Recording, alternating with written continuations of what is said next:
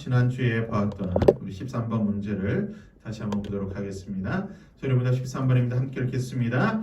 우리 첫 조상이 창조된 원래 상태에 그대로 있었나요? 자, 13번에 대한 답변이 이것이죠. 그들 자신의 자유로운 의지대로 있던 우리 첫 조상은 하나님을 대항하여 범죄함으로 인해 창조된 원래 상태로부터 타락하였습니다. 여기서 이제 중요한 키워드가 세 개죠. 자유로운 의지대로.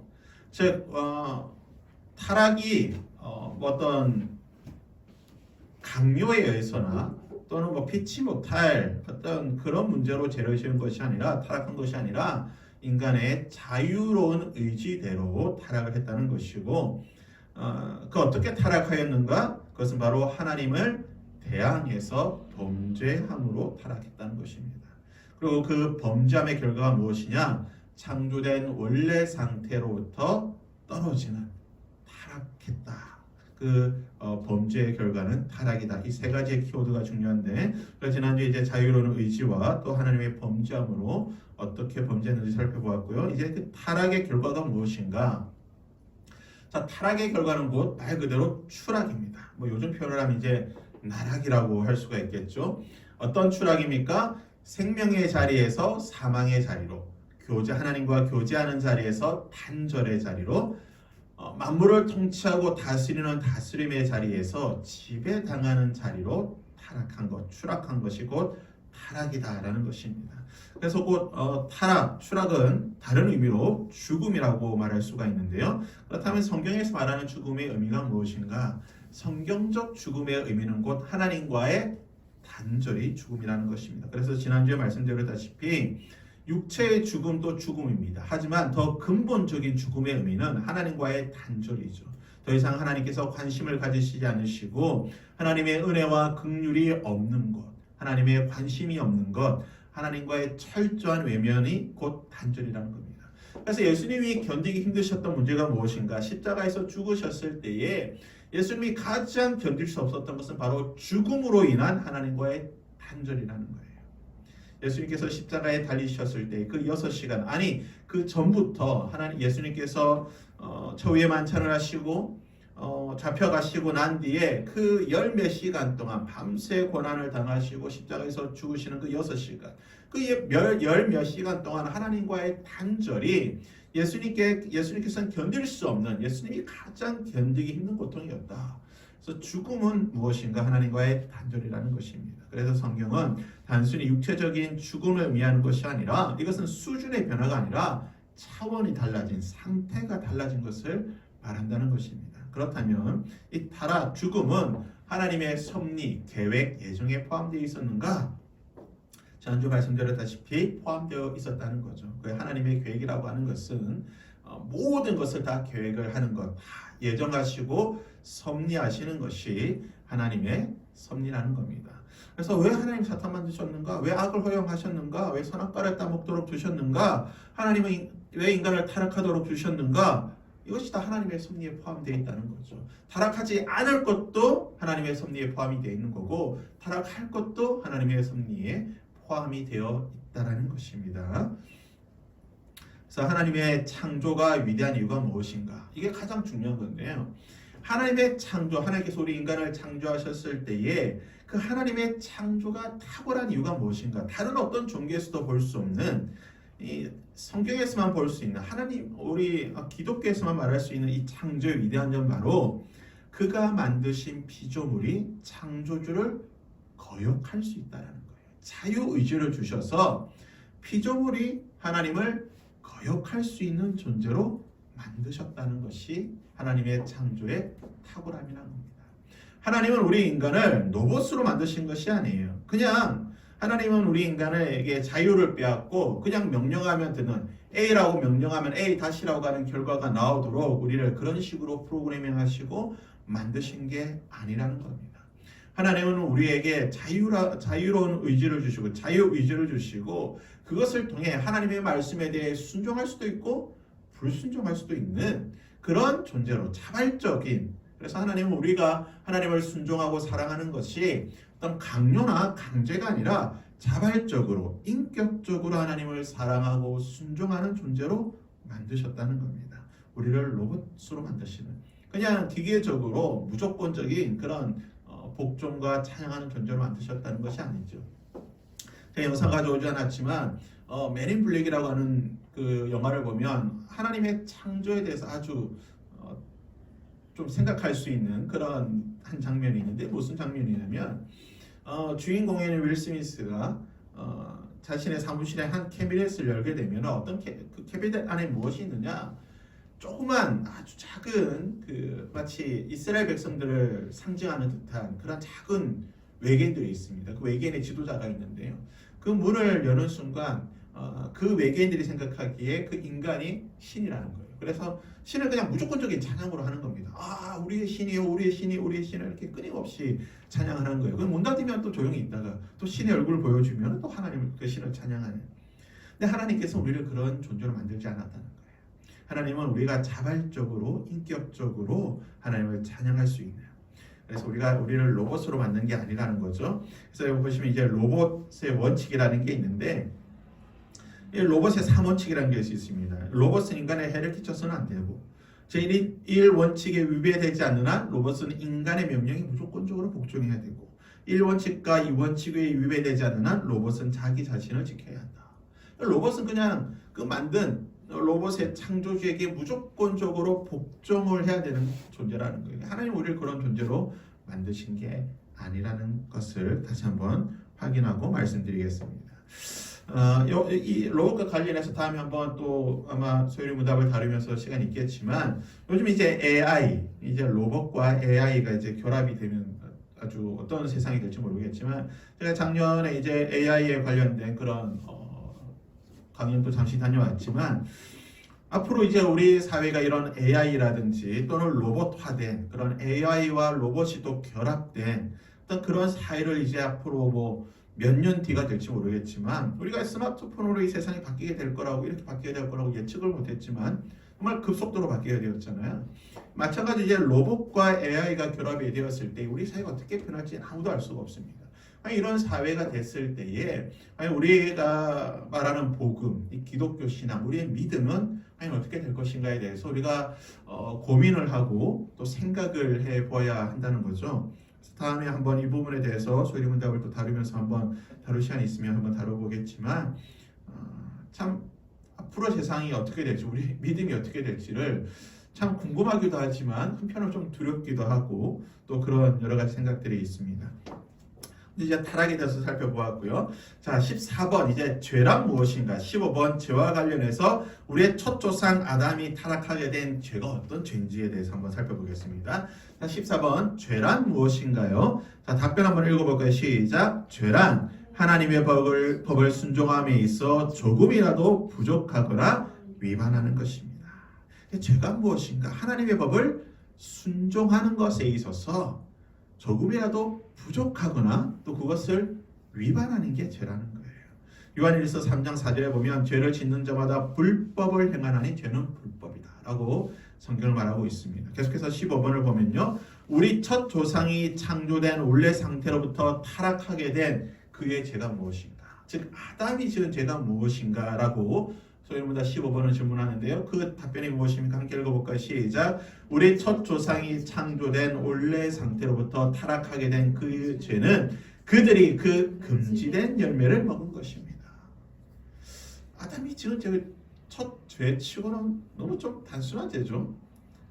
창조된 원래 상태로부터 타락하게 된 그 죄가 무엇이냐? 금지된 열매를 먹은 것이다. 하지만 이 금지된 열매 먹은 것 어떻게 보면 정말 아무것도 아닌 것 같지만 가장 심각한 죄라는 것을 알 수가 있습니다. 창세기 3장 6절에서 6절과 12절에 보면 여자가 그 나무를 본즉 먹음직도 하고 보암직도 하고 지혜롭게 할 만큼 탐스럽기도 한 나무인지라 여자가 그 열매를 따먹고 자기와 함께 있는 남편에게도 주매 그도 먹은지라 아담이 이르되 하나님이 주셔서 나와 함께 있게 하신 여자 그가 그 나무 열매를 내게 주므로 내가 먹었나이다. 바로 이것이 이제 아담의 범죄라는 겁니다. 이제 한번 좀 구체적으로 살펴볼 텐데요. 자, 죄란, 즉 죄의 정의를 살펴보면 뭡니까? 아까도 봤지만 하나님의 법에 대해 순종함이 부족한 것도 죄입니다. 즉 하나님의 법에 순종하는 것에 있어서 100% 완벽한 게 아니라 단 1%에도 부족하면 그것이 뭐라고요? 죄라는 거죠.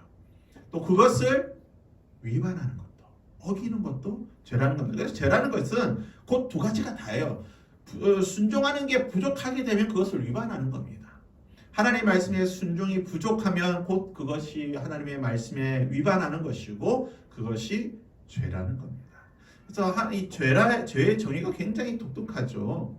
우리가 일반적으로 도덕적으로나 또는 윤리적인 어떤 사회에서 통용되는 그 죄의 정의와는 다릅니다. 우리가 소위 말해 이제 법전에서 보게 되는 죄와는 다르죠. 법전에서 말하는 죄는 뭡니까? 무언가를 사회적 우리가 정했던 그 규범을 위반하는 것. 예를 들어서 뭐 도둑질을 해서는 안 된다는 사회적 규범이 있는데 그것을 법률로 정했을 때 그것을 위반하면 죄가 되는 거죠. 즉 죄라고 하는 것은 사회가 공통적으로 약속한 그 규범, 약속을 위반하는 것이 죄지만 성경에서 말하는 죄가 무엇이냐면 그 뭐 위반을 말하는 게 아니에요. 순종함이 부족한 게 죄예요. 순종함이 부족한 게. 그리고 그것을 순종함이 부족한 것이 곧 위반이라는 겁니다. 그래서 성경에서 말하는 죄의 기준이라는 것은 상당히 높은 수준이죠. 그래서 쉽게 생각하면 어떻게 생각할 수 있을까요? 이렇게 한번 생각해 볼까요? 우리가 예를 들어서 과속의 기준이 있잖아요. 과속이 예를 들어 이제 보통 뭐 고속도로 과속이 100km로 했을 때 100km지만 101km라고 해서 그게 범칙금이 날아올까요? 아닙니다. 실제로 그 기준이요. 한 10% 왔다 갔다 할 거예요. 뭐 105에서 110 사이를 오버하게 되면은 범칙금이다. 그럼 그게 죄가 되는 겁니다. 즉 일반적인 사회 통념상 어떤 우리가 죄라고 규범했을 때에 그 죄를 정확하게 물론 판단하는 경우도 있긴 있지만 그것이 조금 넘는다 또는 부족했다라고 해서 굳이 죄라고 판단하지 않는 경우가 많아요. 하지만 성경은 그렇지 않습니다. 성경은 하나님의 말씀에 순종이 조금이라도 부족하면 그것을 성경은 죄라고 이야기한다는 겁니다. 자, 그렇다면 하나님의 법은 무엇인가? 하나님의 법에 순종이 부족하면 죄인데 하나님의 법이 무엇이냐? 하나님의 법은 하나님의 말씀에 순종하는 것인데 하나님의 말씀에 순종하는 것은 무엇이냐? 곧 하나님의 법이라고 하는 것은 십계명의 압축이 되어 있습니다. 우리가 신구약 모든 성경이 하나님의 말씀이지만 이것을 압축하면 십계명으로 압축할 수가 있고 십계명을 두 가지로 또 요약하면 뭡니까? 하나님을 어떻게 사랑할 것인가? 이웃을 어떻게 사랑할 것인가? 즉 하나님을 사랑하고 이웃을 사랑하는 것이 하나님의 법, 십계명이고 우리가 이것을 순종할 때에 우리가 하나님의 말씀대로 살아가는 것이고 이 순종이 부족하면 그것이 곧 죄가 된다라고 성경은 말하고 있다는 겁니다. 자, 그렇다면 아담이 지은 죄가 무엇인가? 아담이 지은 죄는 바로 이것이죠. 금지된 열매를 먹은 것. 즉 하나님의 말씀을 지키지 않은 것이며 하나님의 말씀에 순종하지 않은 것입니다. 하나님께서 먹지 마라 라고 했지만 그 말씀을 지키지 않고 순종하지 않은 것이죠. 그래서 하나님을 상대화하고 하나님 앞에 스스로 높아지고자 하는 그 교만의 죄가 곧 아담이 지은 죄다라고 볼 수가 있습니다. 그래서 아담이 지은 죄는 행위의 문제가 아니라 말씀드렸지만 순종과 불순종의 문제입니다. 순종과 불순종이 이제 결국은 행위로 귀결이 되지만 우리가 쉽게 생각하는 무슨 행동을 했을 때 우리가 죄다라는 그런 개념이 아니라 순종이냐 아니냐, 순종과 불순종의 차원이라는 거죠. 이것은 곧 어떻게 보면 예수님께서 말씀하셨다시피 마음속으로 짓는 것도 하나님 예수님께서 죄라고 말씀하셨을 때는 그것이 곧 행위의 문제가 아니라 순종이냐 아니냐는 이 순종과 불순종의 문제라는 것을 예수님께서 말씀해 주십니다. 그리고 이 아담은 하나님의 말씀을 들은 당사자입니다. 하와는 말씀을 들은 당사자가 아니에요. 성경에 보면 하나님께서 아담에게 말씀하셨어요. 이것을 먹지 마라. 아담에게 말씀하셨고 명령을 들은 당사자로서 아담이 죄를 지은 것입니다. 그래서 하나님의 말씀을 아담이 들었음에도 불구하고 그 말씀대로 순종하지 않은 거죠. 그 결과가 무엇입니까? 하나님과의 관계가 파괴된 거죠. 더 이상 하나님과 함께할 수 없는, 하나님과 교제할 수 없는 관계가 파괴된 것입니다. 중요한 것은 무엇이냐? 하나님과의 관계가 파괴되었기 때문에 우리 쪽에서 이 파괴된 관계를 어떻게 할 수 있는 게 아니에요. 왜냐? 하나님과 아담이 약속을 맺었는데 하나님 주도적으로 아담과 약속을 맺었는데 아담이 약속을 깼잖아요. 그럼 이 약속을 깬 쪽에서 이 관계를 회복해야 되느냐? 물론 그렇지만 이 약속을 주도한 분이 누굽니까? 하나님이에요. 동등한 관계에서 약속을 맺은 게 아니라 갑과 을이라고 하는 이런 표현이 맞을지 모르겠지만 갑과 을이라고 하는 관계에서 약속을 맺었는데 을이 약속을 깼잖아요. 그럼 이 관계 회복을 을이 해야 됩니까? 아니에요. 을은 아무리 해봐야 갑이 마음을 풀지 않으면 이 관계는 회복될 수가 없는 거죠. 그래서 하나님과 아담의 관계가 깨어졌을 때에 이 관계를 회복하는 주체가 누구냐? 하나님이라는 거예요. 그래서 우리 기독교의 구원론, 기독교 구원론의 핵심은 사람이 아니라 하나님이라는 겁니다. 우리가 아무리 노력해도 하나님께서 이 관계를 회복시켜주지 않는다고 한다면 관계가 회복될 수 없다는 겁니다. 이것이 우리 기독교와 일반적인 세상 종교의 그 구원론의 가장 근본적인 차이입니다. 구원의 주도권, 이 모든 관계의 회복은 하나님이 주도하신다.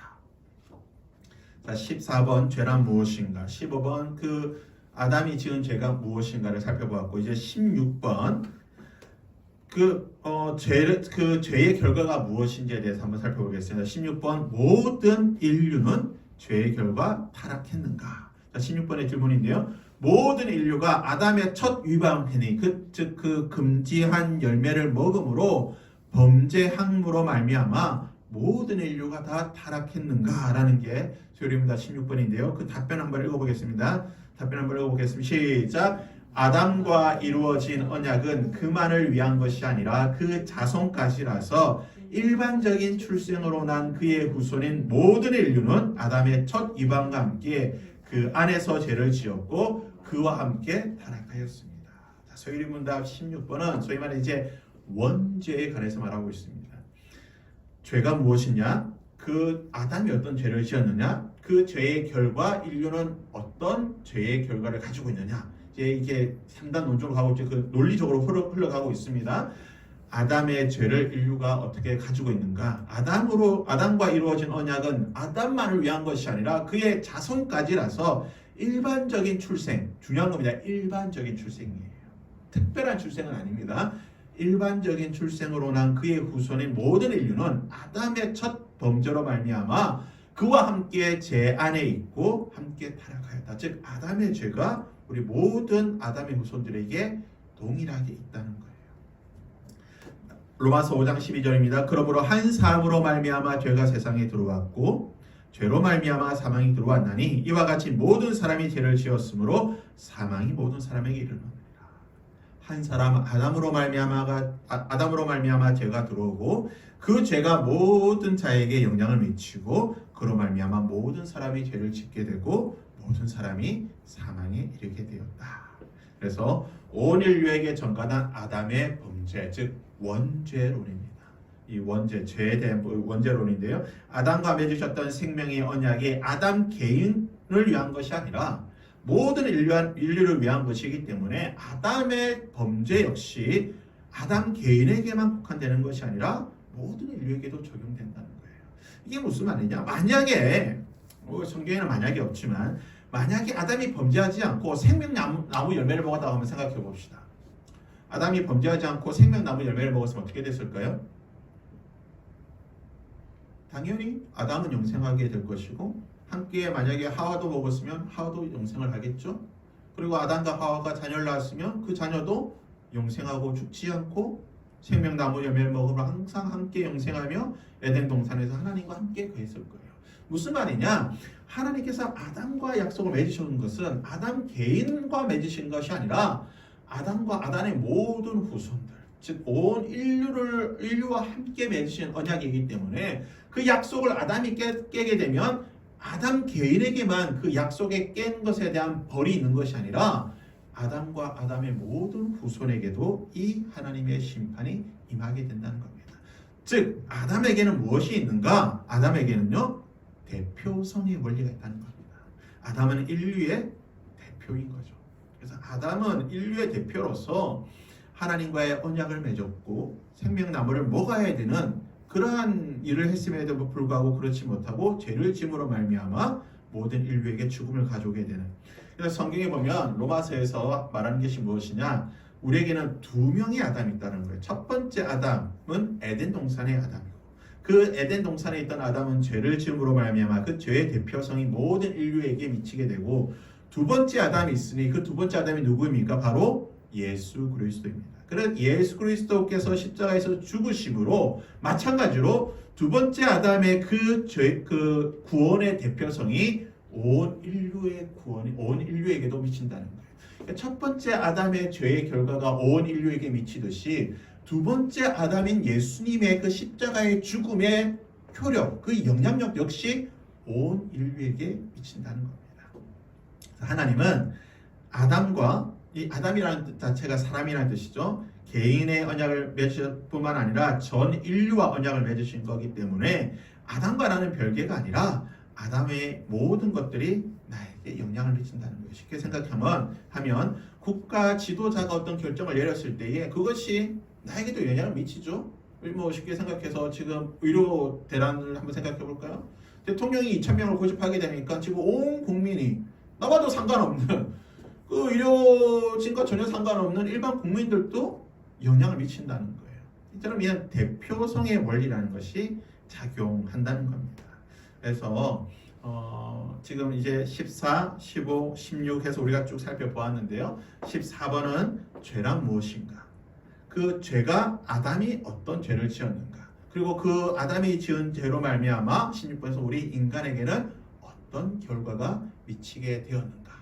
16번에서는 한 가지 또 뭐라고 할까요? 그 복선을 깔아놓죠. 일반적인 출생을 한 인류에게는 이런 영향을 미치지만 일반적인 출생을 하지 않은 특별한 존재가 있다라는 거죠. 그 특별한 존재로 말미암아 새로운 하나님의 구원의 역사가 펼쳐진다는 겁니다. 오늘 우리 16번까지 살펴보았고요.